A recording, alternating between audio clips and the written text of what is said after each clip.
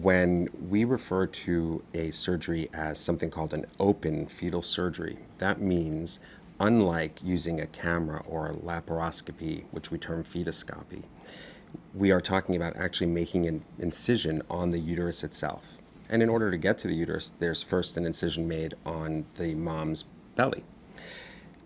Once you have an incision made on the uterus as a way to get to the fetus and perform the operation, that incision, of course, needs to be closed, and it's sewn closed, and then it needs to heal properly. But whenever you have a scar tissue is never as strong as the native tissue that would have been there originally. And so the thing to think about is when you get pregnant again and the uterus grows and enlarges and distends, especially toward the end of the pregnancy, that tissue is going to thin out and be under some degree of stress and is not as strong as the tissue would have been had it just been without a scar. Therefore, it's really important to consider this. You will need to have cesarean sections for delivery in the future.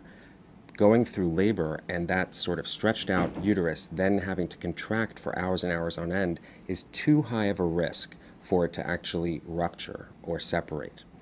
And so when you do have an open fetal surgery, one of the things you need to remember is the future deliveries will be by cesarean section.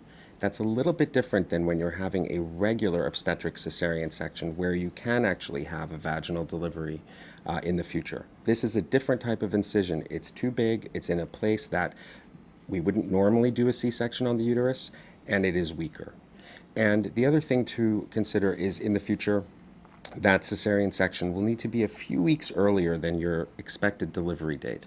Again, because we don't want the uterus to get to that very last portion of the pregnancy where it's utterly stretched out to its max, and we'd like to avoid you going into labor if possible. So you'll be counseled that at the end of the pregnancy, perhaps a few weeks before your due date, delivery will start getting planned.